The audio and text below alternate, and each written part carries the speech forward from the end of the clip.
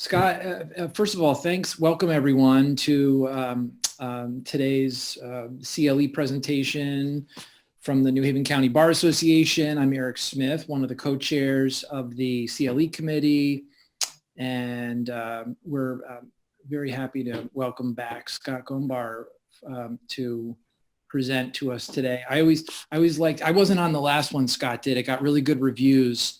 It was a seminar on phishing or how to protect yourself against phishing. So I didn't have the opportunity to see you, Scott, last time, but I always go to somebody's social media profiles when I'm trying to learn something about someone. And I thought yours was pretty cool. So a proactive IT specialist, a HIPAA consultant, an SEO expert, but also a chess enthusiast, baseball dad, and I like Uber nerd geek. That's pretty cool. Cool way to describe yourself. I like that. Thanks. I don't know which profile. Was that Instagram? I think that was Twitter. Twitter? Oh, I haven't been very active on Twitter. I need to get active again. See, now that I know you're looking at me. Everybody's looking. There's nothing else to do. Well, thanks for being here today. Thanks for giving us your time and your expertise. Thanks for sharing those things with us today. So you're welcome. I'll turn it over to you, Scott. Well, thank you for having me. Thank you, Eric, for that introduction. Yes, this is the part of our Tech Tuesday series for the New Haven County Bar Association. Today we're doing Microsoft Teams. Teresa DeGray, who I believe is on vacation in Disney or something like that, was kind enough to point me in the direction of the course systems documents for Teams. So some of that will be included here. We'll talk about some of that here. We'll start with who can use Microsoft Teams though. So Microsoft Teams, for those that maybe are not that familiar with it, it's kind of ironic that we're doing this on Zoom because we can do the same thing on Teams. And you can have more people on Teams than you can on the first tier of Zoom. Zoom, $15 a month or something like that is 100 people per meeting. Teams, I've heard unlimited and I've heard 250, so I'm not sure which one is true, but you can use Teams for free. So those of us with a Microsoft 365 account, you're paying for Word and Excel and Outlook and all that, and then you have an email address through Microsoft. Get the professional version of Teams, the commercial version of Teams for free included, which is kind of what we're going to review today. But what happens is sometimes people have Google, they're using Google Workspace for their email, they're using some other service for email. And so they don't have the commercial version of Teams. You can still use Microsoft Teams for free. They take some features away, which I will, let's do it on this slide. Yeah. So they take some features away, but not a whole lot. So you can still join meetings. You can still, get on video. You can still chat. There are still things you can do within Teams. You have less storage per account with the free version. I call it free because it's not with Microsoft 365. But you can, I can go and sign up with my Gmail account, scott.gumbar@gmail.com, and I can still use Teams. The free version includes unlimited chat messages and search, built-in online meetings, and audio and video calling for individuals and groups with a duration of up to 60 minutes per meeting or call, and for a limited time. So right now, I don't know if that's a pandemic feature or if it's something else, but probably related to the pandemic, you can meet up for up to 24 hours. I don't know anybody I'd want to be on a video call for with 24 hours. 10 gigs of team file storage. You get a terabyte if you have Microsoft 365. 2 gigs per person for personal storage. Integrated real-time content creation with Office apps like Word, Excel, PowerPoint, and OneNote. And that's part of what people miss out on with Teams. So I find that why people are resistant to Microsoft Teams is because when you use Zoom, it's simple. You click the link, you get on the meeting, and maybe you put a virtual background or you don't. With Teams, you could do that and then all this other stuff, and I think people might feel a little overwhelmed with that. Ability to communicate and collaborate with anyone inside or outside your organization. So I have a Teams account. I have a Microsoft 365 account. You'll see in some of my screenshots, I can communicate with people outside of my organization, even if they don't have a Microsoft 365 account. The features that are only available with the paid 365 account additional storage with plans up to 1 terabyte, rich file collaboration in Office desktop apps, additional app integrations, which I'm going to show you, and also the collaboration, advanced IT controls. Basically, someone like me can, add or remove features so that you don't have somebody in the company going nuts with the features. And then security and compliance, of course. We all have compliance needs, some of us more than others. So we're going to talk about the basics and then some advanced features. But if you don't already have Teams, if you have Microsoft 365, which I know that's the preferred email collaboration suite for attorneys, but I know not all attorneys use it. It is included with Office 365. And then I sometimes get phone calls saying, I have this application popping up on my computer, Teams. I don't want that. What is that? Because it's not always known that it's included. It's installed when you install Microsoft Office 365, and it will start every time you turn on your computer. You can make it so it doesn't start. That's up to you, but that's a different PowerPoint. Log in or download at this address, microsoft.com/en-us/microsoft-teams/login. You can use the web-based version of Microsoft Teams. You don't have to use the desktop version. I just walked someone through this yesterday. They were having a hard time because they were using the web-based version and they needed to use the desktop version because the desktop version is the one that allows you to share your screen. The web version does not. And then you can also search in Google Play or Apple Store. You can add it to your mobile device. And you can, just like Zoom, take it with you on the go.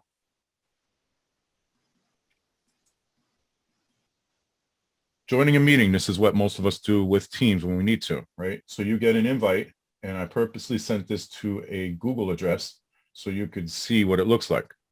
So I still have the same type of email where it'll ask me to add it to the calendar so that I get a reminder. If you do this with Outlook, it does it automatically.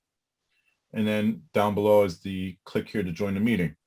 You can join, doesn't matter what email address you use, you just have to have an email address. I think most of us have at least one at this point. You click the link and it opens up Microsoft Teams, either the desktop version or the web version. If you don't have the desktop version, it'll go to the web version. If you do it from your phone, it'll open up the app. And if you don't have the app, it'll probably ask you to download it. You can also just dial in if you want. So similar to, I believe WebEx does, I think Zoom does it too, although I don't think I think some people do. You can dial in. You don't have to get on camera. You don't have to connect to through the app. You could just dial in. The meeting invite will include the phone number and the meeting ID number. It will not be the same for every meeting, so even the phone number will change. So you'll need to make note of it when you get the meeting invite. But the easiest thing to do is click here to join the meeting, and it will open up whatever's appropriate for you. You should, if you're going to use the app and you plan on getting on camera and or talking, make sure that it allows your camera access and microphone access, especially if you're using it in the browser. The web-based version of Teams, your browser will ask if you can use camera and microphone for that application. It's a little trickier in the browser because it's harder to find once we're very click happy. Once you see a pop-up, you're going to click yes or no without even reading it. So it's a little bit harder to find if you click out of it, and you'll have to do some clicking. It's usually in the address bar. There'll be like a camera icon or something like that. But make sure you select that so that you have access to camera and mic if you need it. Oh, somebody's entering. Naive question, can we get it on a Samsung phone as well? Yes, Samsung is Android based, so yes, you can. Feel free to ask questions. I don't have a problem with that. We'll have time at the end for questions as well, but I don't have any problem being interrupted to answer questions. But Samsung phones are Android based, so it should be in the Google Play Store.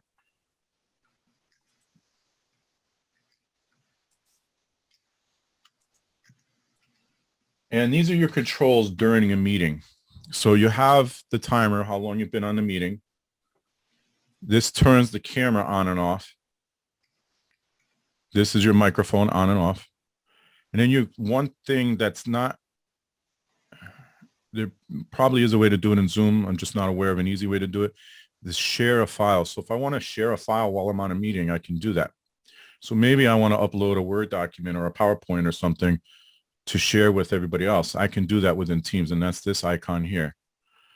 This is your more actions. So under that, you have show device settings, review or adjust your video source, audio source, show meeting notes. This is where you can take notes to review later. Something you can kind of do in Zoom, but not really. Show meeting details, date or time of meeting, call a phone, copy a link to join. So if you want to send it to someone else while you're in the meeting, you can enter full screen mode from there. You also have access to a keypad there, and then the dial-in information if you needed it. Here's your chat function here. And this shows your participants, and this is if you want to leave the meeting.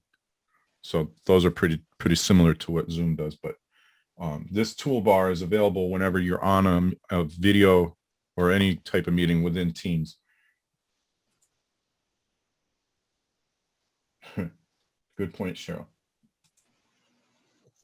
We should do this in Teams. I didn't do it with this group, but I have offered to do this within Teams before, and everyone's, no, let's use Zoom. It's easier. And I get it. Zoom is easier. It's a lot less intimidating, I think, is what it comes down to. But yeah, we can do this again in Teams.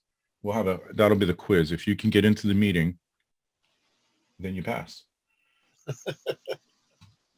So some tips. This comes from the documents that I was sent over from Teresa. Use an appropriate background. I will tell you, I don't do as many meetings on Teams, although I have one today at right after this.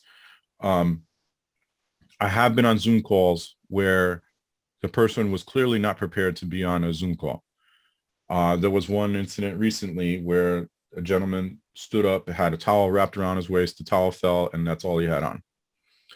He recovered pretty quickly, and I don't think many people noticed, but he was clearly embarrassed. So, make sure that your surroundings, as I see cameras get turned off, make sure your surroundings are appropriate for the meeting, especially if you're with with another attorney or you're meeting with the judge. Find a place that has a blank or solid color wall. Virtual backgrounds work, but they also, as you can see with mine, you can see a little bit of a I don't know, a glow around my head. I guess it's not the sun. I'm not outside. It's just the way virtual backgrounds work. You should choose a professional virtual background. Teams and now Zoom also does have the ability to blur. I think somebody's on here with a blurred background, actually. The ability to blur the background as well, which is actually kind of cool. I just prefer the virtual background myself. Ensuring that you have adequate lighting and is really important. So I've seen where I'm not going to pick on you. I'm not sure who DV1793 is, but right now you can see the sun in the background, and you can barely see your face. So if you're in you don't need to be professional around me, but if you're in court, you want to make sure that the judge can see you and everybody else that's on can see you, right? But I've also seen the opposite, where there's not enough lighting at all and it's very dim, and so that's not very professional either. Avoid sitting in front of a window. We just talked about having natural light directly behind you, as it may affect your camera's ability to provide a proper image. Be familiar with how to dim the screen brightness on your computer screen. I actually find my screen brightness helps. Identifying technology support contacts. So if you are sort of a novice with Teams and you have an appointment, or just technology in general, and you have an appointment and you want to make sure everything's running smoothly, have somebody on speed dial ready to assist, or even with you ready to assist if need be. Create a contingency plan if the laptop malfunctions. One contingency plan is to just have the app on your phone so you can join by phone. Again, very similar to Zoom, right? Where I think most of us probably walk around with Zoom on our phones so that we don't have to be tied to a desk all the time. Make sure you have access to all the documents you need. Teams makes that pretty easy. So with Zoom, you can't do that. Teams, especially if you have a Microsoft 365 account, and we're going to get to that shortly, your documents are going to be available to you within the Teams application. But even if they're not, you can upload them.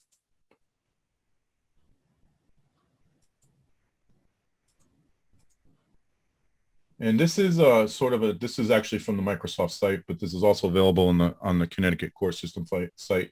And I know it's a little hard to read, so I'll kind of go over it as best as I can. We're going to go over each section individually too, but so this is Teams. This is what it looks like when it's open. And this is why people get overwhelmed, because there is a lot going on here. So move around Teams, you have these icons on the left, and you have some stuff across the top, depending on what you've selected on the left. And then over here is your account type stuff, like managing your profile picture and things like that. View and organize teams. That's the Teams button here. We're going to go over that in a moment. Find personal apps. We'll go over that as well. Add apps. There are, I don't know the number, but I would venture to guess at least 100 apps that you can add to Teams, including Zoom for some reason. Every team has channels. So within a team, you would create channels. So I could say, so I have a team called clients, and that's where my clients can communicate with me if they wanted to. Most of them don't, but they could. And within that, I might create a channel, and that channel might have each client. So I might have client A, client B, client C. Those are the channels that's under the team. And that's the way to kind of keep it organized. You know, and you might have a channel for each case you're working on. You might have a channel for the different departments within your firm. You know, whatever that looks like, you might have channels for. And then you might have channels for external as well. So all my clients are external. So they'll have a channel for each one. Start a new chat. That's this icon up here, right next to the search. You can add tabs. I'm going to show you that in a few slides. There's a command box similar to your Windows search. You just type what you're looking for in there, and it'll help you out. Profile settings are all here. Pretty generic, same type of profile settings you'll find anywhere else. And here's where you manage your teams. Once you've selected teams, you manage your teams from within here in this part. So you can see this one says Mark 8 project team. I don't know. This is a Microsoft screenshot. So, and then that's the team, and then research and development is the channel.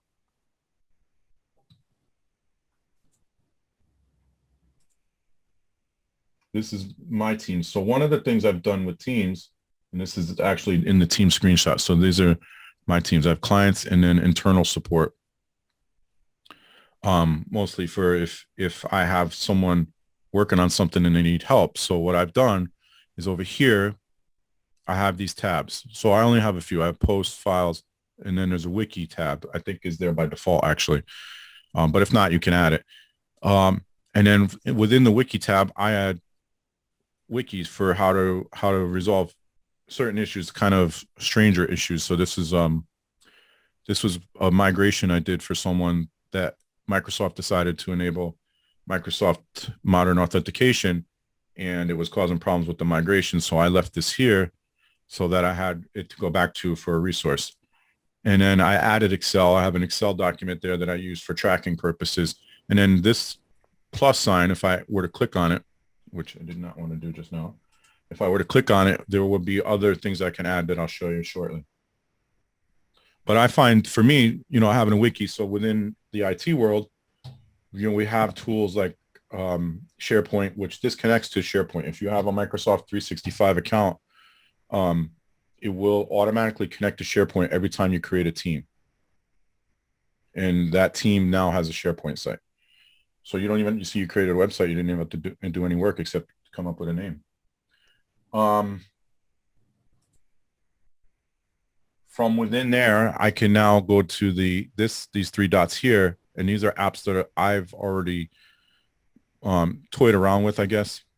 In some cases I use PagerDuty. I don't think I really use, I probably used Whois. And Wiki I've used.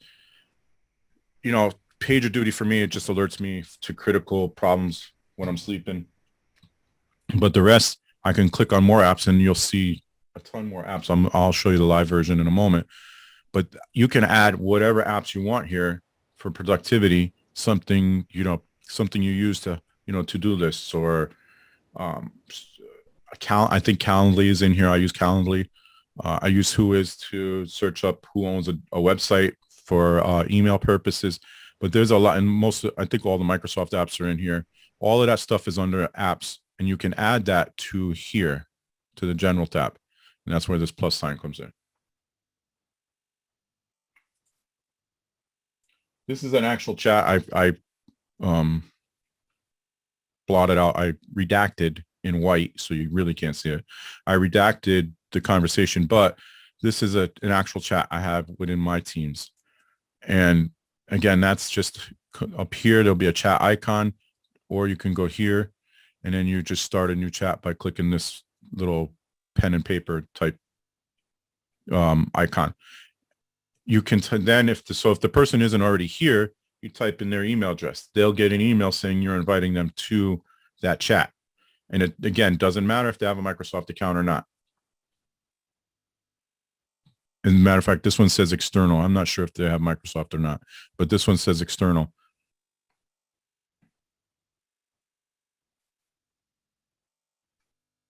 This is the activity feed. My activity feed, again, I don't use Teams often, so my activity feed was blank, so I wanted to give you a better screenshot of what it looked like.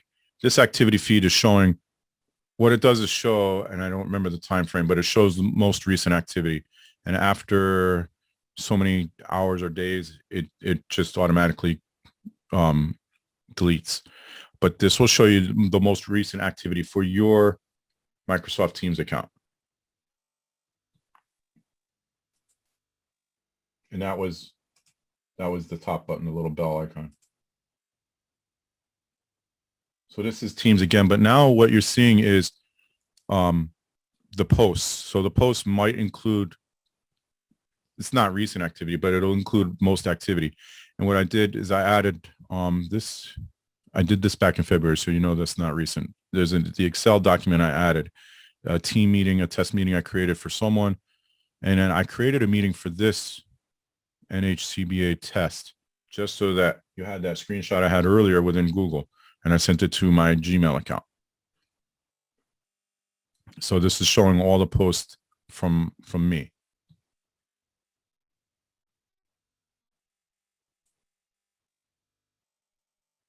So the point of Teams is really to work together collaboratively. And I know that for the court systems, I don't know the reasoning behind it, because everybody has different reasons. Some schools prefer Google, some prefer Microsoft. I don't know why, but it's, maybe preference by the IT plays a big part in it. But the idea behind Teams is collaboration. So I can take a document, if I go back to this screen here, and collaborate with somebody else that's in this team and channel. So if I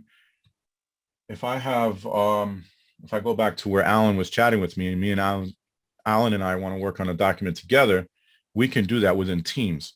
And it makes it easier to edit, to chat while we're talking, start a meeting if we need to. The document gets saved within Teams, and then we don't really have to worry about emailing the document back and forth. We don't have to worry about waiting for an email from one or the other, or a text message from one or the other to update the document. We're doing it in real time from within Teams. Some of the features that you can do for, like I said, work on a file together in the conversation, you click on the Files tab, which is right here. That is there by default. Select more options, and then next to File, and then choose if you want to edit the file in Teams or on your desktop or online. So you can edit the document from within Teams, never have to leave that platform, and have it done before you disconnect the conversation. Select conversation to add a message. And like most platforms, if you put an @ in front of somebody's name once they're in that channel, it will alert them to the conversation. If you want,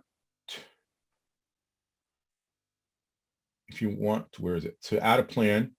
So you can also create plans within Teams. So if you want, if you want to have a plan laid out for whatever you're working on, a project management plan, then you click on the add a tab. That's this plus sign. And again, I'm going to show you live in a minute. And then choose planner. In the planner dialog box, you create a new plan or use an existing plan. You also, again, as I said, once you create a team within Teams, you automatically connect to SharePoint. And I'm going to show you what that looks like, sort of. in a moment. But SharePoint is very powerful, and maybe we'll do a CLE on SharePoint at another point in time. But what it does is it allows you to centralize all your document storage. You can have web pages for, you know, if you want to create an informational page to be internal to your organization, you can do that. It's like a hub, I guess you could say, like an intranet site. So a website internal to your organization where all your documents and everything are accessible. It connects to OneDrive and it connects to Teams. So let me show you Teams in the real world.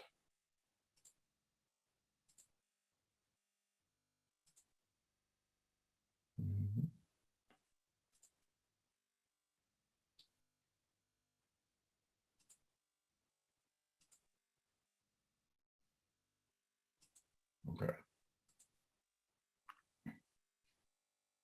No, that didn't work. Try that again.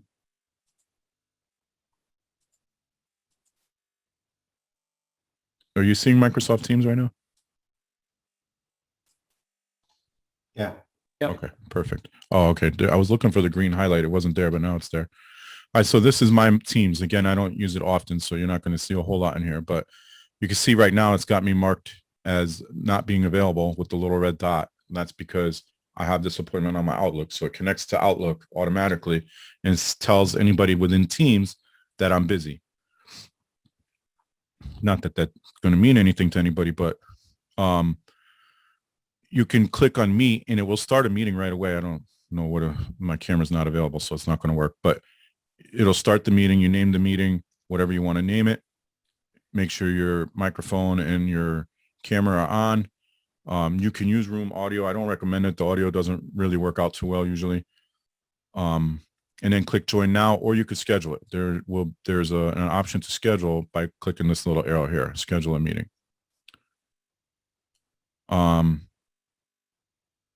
If you've already got the meeting invite, you just need to click on the meeting invite, the link in the meeting invite that says go to meeting. You can get a link to the channel and send it to people. You can, you know, all your management is here. Open in SharePoint. That's going to take me to another screen, so I'm not going to do that now. But up here is where I have all the files that I've uploaded to here. But even better is if where is it? All files right here. You'll see all the files that I've worked on within my Microsoft 365 account. So that's files on this side. There's my wiki again. There's an Excel. I'm not going to open there. But these are some of the apps these are some of the tabs I can add. And I don't know what some of these do. Some of these I do, but you know, you might have an application that you use every day of your working life, or even, you know, outside of work, and you want to have access to it within Teams because it'll help you with productivity. It could be here. You know, I'm just looking for something that I know my kids use Kahoot, so Kanban is a good collaboration tool. You know, I don't know. There's probably something in here that you might use.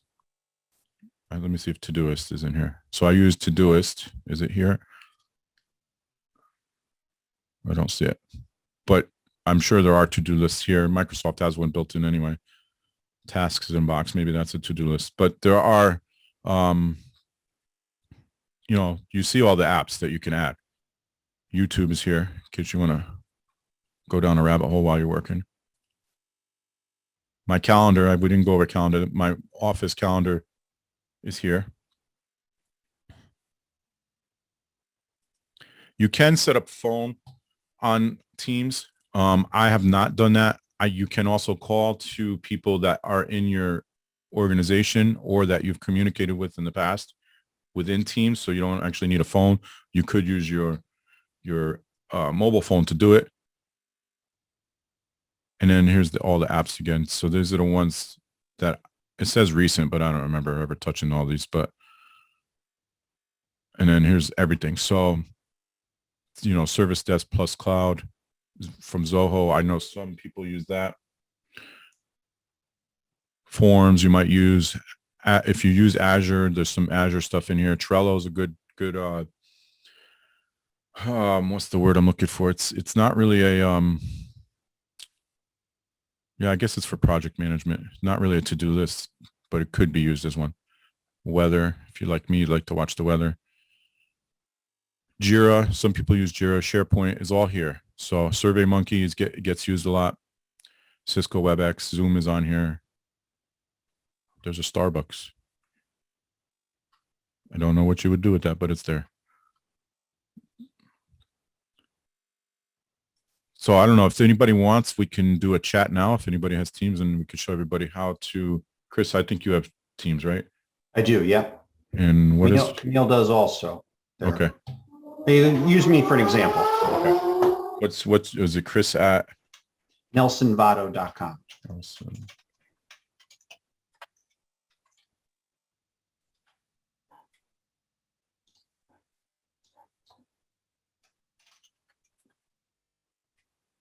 I don't know what that 34 test is. So you can see Chris says he's busy too because it's probably tied to his Outlook calendar. And he said hi back. I interrupted his meeting. But it's really that easy. You just type in, if it's easier if they already have a Teams account, which a lot of people do at this point, because Teams was letting people use it for free for up to 24 hours per meeting, where Zoom was, I think, 40 minutes or an hour or something. If it's one-to-one, then they let you use it unlimited. I don't know if that's changed yet, but if you had more than 2 people on, they cut you off after 40 minutes for the free account, whereas Teams did not. So you could have potentially a video conference with people for 24 hours and you're using the free Teams account. And I say for free, meaning you don't have a Microsoft 365 account. I don't have any recent activity, but that's pretty much all of Teams. I have another chat here. What's the benefit of using apps within Teams environment? So it really depends on the person. So I, like I said, Zoom, I thought I added Zoom, but I don't see, oh, there it is. I don't know why. I just added it because it was there. I don't know why. Yeah, I'm that guy. I don't know why you would use Zoom within Teams. It doesn't make sense to me, but it is there. However, I added Excel, and that does serve a purpose for me. The wiki, I think the wiki was there by default, but I'm not 100% sure on that. It does have a remove option, so maybe it wasn't. Yeah, see, files doesn't, so it's possible that it was added by me. So the wiki I find useful because if I'm working on something and I know I'm going to need to go back to a resource, I put it here. Or because on my browser, I have, I don't know, at this point, I probably have more than 1,000 bookmarks. So this is easier because I don't have to filter through all the bookmarks to find it. Or if I, as I onboard people to help with my clients, they have this to go to. They're not going to know, where to find it. This was another one here. This is a problem I run into a lot with Office 365. I'm not doing a good job of selling Microsoft, am I? This is a problem I've run into frequently with Office 365. So I have this here in case somebody that is working for me needs this as a resource and can go and fix the issue. This has to do with Outlook not working properly. So those are the types of things that I would add. And I don't know what else is here, but I might have a reason for forms or to get to my entire document library. Visio is another tool that I sometimes use to diagram a network. Word I might use sometimes. Maybe I add a website. These are all Power BI. I think some attorneys use Power BI if I'm not mistaken. SharePoint, if you use SharePoint, I've had some conversations about SharePoint with some attorneys, so I know that is out there. So some of these make sense, right? Some of these probably don't make any sense at all to us, but it might make sense to someone else. I'm looking for something that would just be like, why? Grow 360, I think, is some kind of marketing tool. Yeah. I don't know what, like KBot 365, no idea what that is. Karma, no idea. So I wouldn't be able to answer that question for that. Hey, Scott, can I just ask the question as opposed to retyping a follow-up question? Sure. I guess my question is why would you have apps within the Teams environment at all? Is it because you think you're going to be working primarily within the Teams environment, and this is just a way of not having to exit it to access other things? Or is that because you want to be able to open up Word or Excel or any of these applications within Teams because you intend to share documents, share screens within the Teams environment? Maybe, is that what I'm missing here? Yeah, no, so you're right. Your second part is probably more accurate. Right now, I think what Microsoft is trying to do is the first part. So they want this platform that's all inclusive. So Teams really, Microsoft bought Skype years ago. I don't know when now. They bought it years ago. Skype is built into Teams now, even though Skype still exists on its own. And then they added all this other stuff. So a lot of this was within the pandemic they've added. But even before that, they were doing this, I can go back 3 or 4 years now that I know they've been doing this. They were also trying to compete with Slack. So the idea was compete with Zoom, compete with Slack. I don't know if anybody uses Slack on here, but Slack is similar tool, not quite, it doesn't have all the bells and whistles, but it has more than Zoom does, but it doesn't have video conferencing. So if you combine Zoom and Slack, I think I just gave them an idea, but if you combine Zoom and Slack together, you kind of have what you have here in Teams. I think the goal is to keep everybody within the Teams environment. Maybe somewhere down the road, I know another thing Microsoft is trying to do is compete with Google as far as Chromebooks go. So maybe Teams is what they envision the Microsoft version of a Chromebook to be in the future, where you can edit documents and work within all these tools on a machine that doesn't have Windows installed locally. I don't know if that makes sense to you. That would, to me, would make sense because I know they have some interest in doing that. I do see this. I don't know if anybody's familiar with it. Law Toolbox. I don't know if manage deadlines and search for files with our bot and tab. So I don't know if anybody has interest in that, but that's there.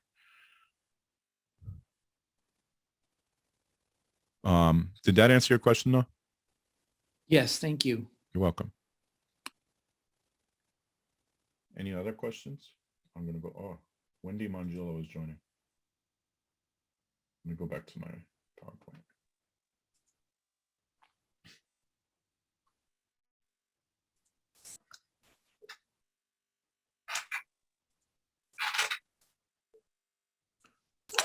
Okay.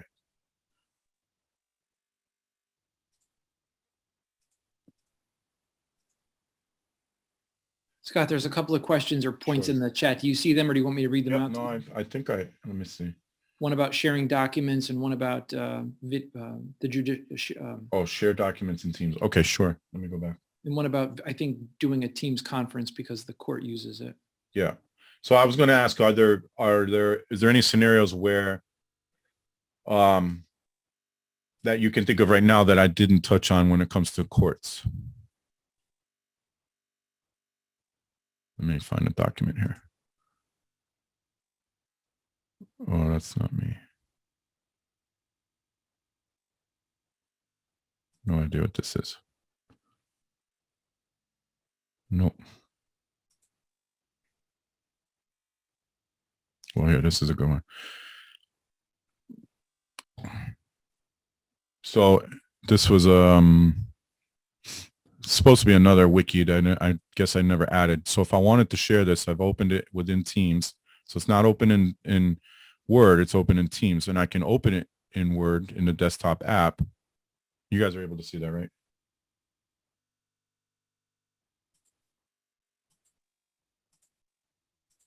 Yeah, okay. But I can also share. So should be a sharing. Open in browser. Well, you could copy link. Where's the share button?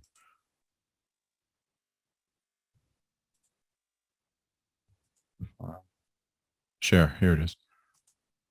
Share with people, similar to if you use Dropbox or Google Drive, kind of the same idea. You can copy it and it does have to be people within your organization by default, but you can then change it to anyone it does not letting me do that. It could be, yeah. So it's my organization settings. So within Microsoft 365, you can change the settings so that you could share it to people outside of your organization. Specific people. So I can, I can type, this is everybody within the organization with the link. So that's how you share a document, and then they can edit it and you can see the edits in real time. Again, I think this is going down the road of what Google Drive does now, where you can edit a Google Doc and you can see the edits. I worked with on a project that involved a lawyer and a content developer, and we edited the document in real time, and you could see in Google Drive, and you could see the edits as they're happening and who's doing it and so forth. I think that's the direction Microsoft is trying to go here. More web-based, less desktop-based. It's going to be a matter of preference at some point, I think. There's already Windows virtual desktops out there, but that's what it looks like. So you go to File and then Share. And I think that was it for the questions. Yes, I agree that we should do this on a Teams, maybe second half of the year, when it starts to get cold again and you guys don't want to be outside.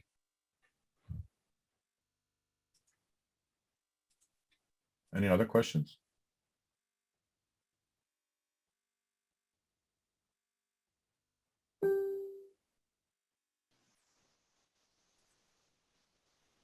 So Right. mine is not a question so much as just a little bit pro tip. I think for people who are using this, for court especially, but not just that.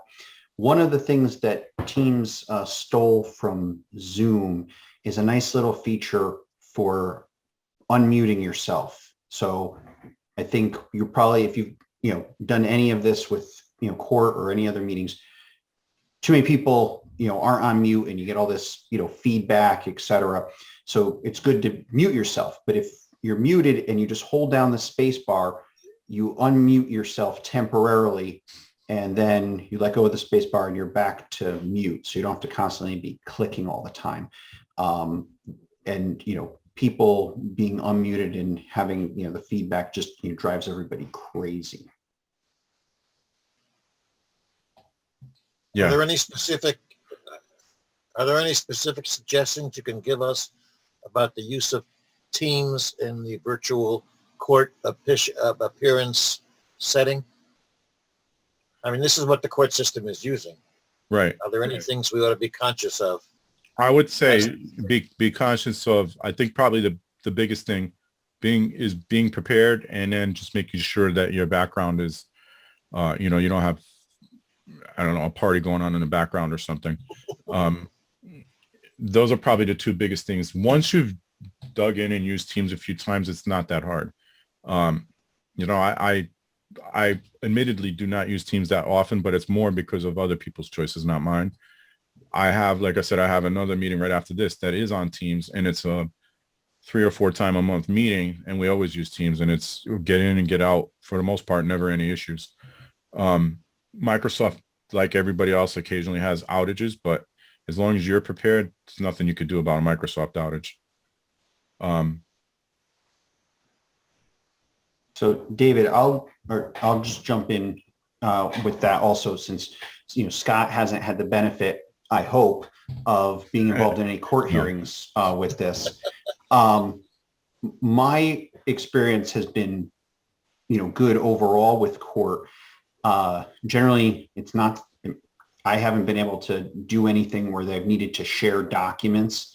So really the main thing is to just make sure you connecting your video setup. And what the court does is, as you're probably aware, they email you, or in the court order, they when they set up the hearing, they set up something where you have to email them your contact information, and you get an invite. And that invite then generally, if you're set up at least through Outlook, is in your Microsoft Teams calendar already.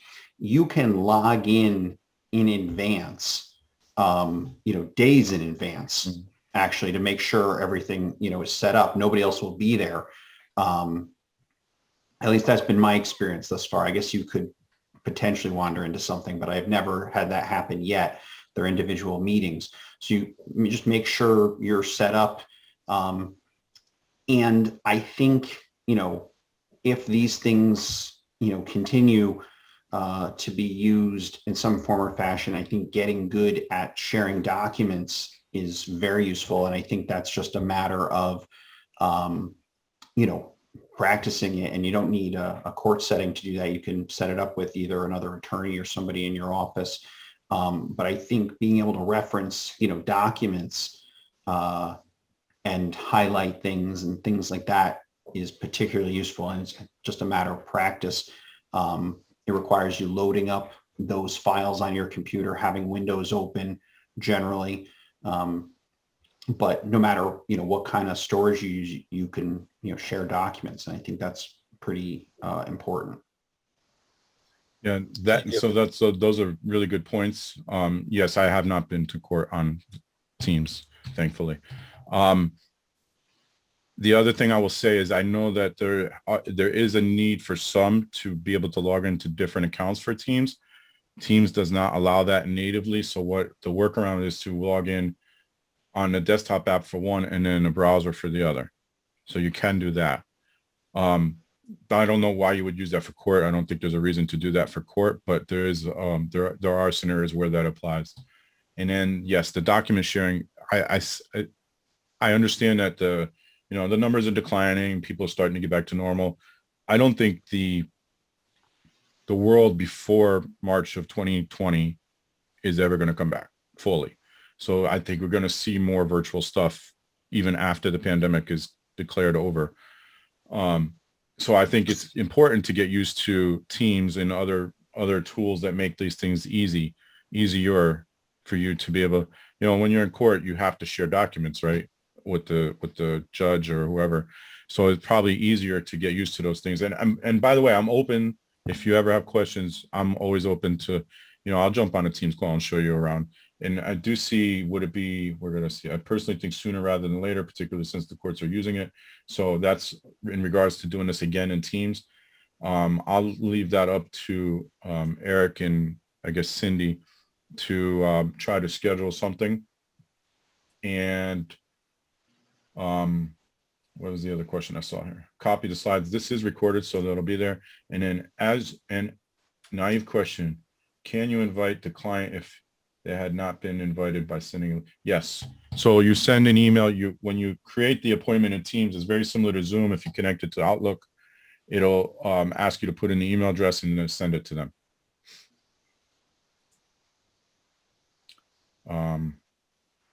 And actually, as I'm looking at Zoom, I see this file option here. So you can actually upload files to Zoom now too. So Scott, maybe in connection with a demonstration or a CLE that has you on the platform in real time, the actual platform, and then we all get back together again on the platform. Maybe what I'll do is I'll put in the chat box my email address and encourage people to send any specific things that they want to see you do in Teams as part of that presentation. Okay. It seems like the document sharing was of interest. So yeah. Yeah. And I think people might have just in mind for court appearances at different levels that we're starting to get a sense of. Some are substantive, some are just procedural type hearings. But I think people might have a list of tasks and functions that they want to learn how to do better or learn how to do it all. If you are using OneDrive, it would make life easier for you within Teams. I can tell you that much, because whatever you put in OneDrive is what's going to show up in Teams, if that helps. I've successfully linked my Dropbox stuff, but yeah, I agree with Scott. Yeah. If you do use the Microsoft storage, I think it's easier, but setting it up with Dropbox or any other cloud storage is pretty easy. Yeah. Well, this is how you can find the business's social media channels. Eric found my personal, but that's okay.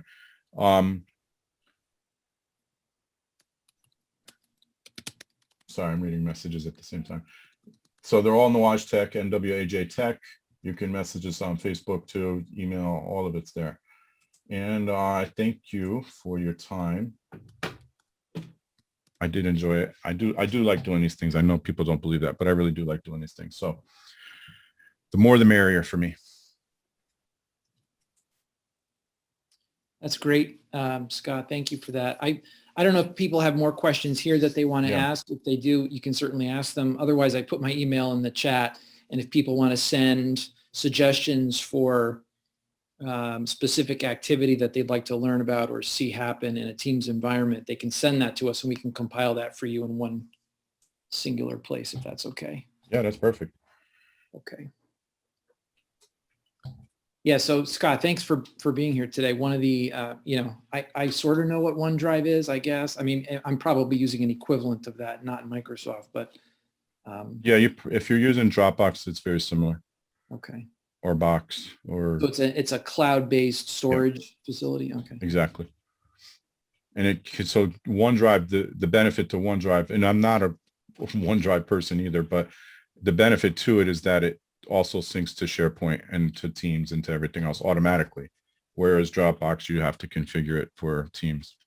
And not that it's hard, but it's, it's an extra step. Okay.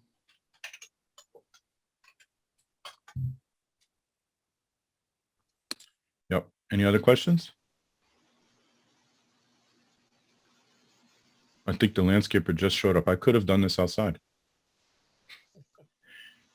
All right. Thank you, everyone. I'm going to stop sharing here.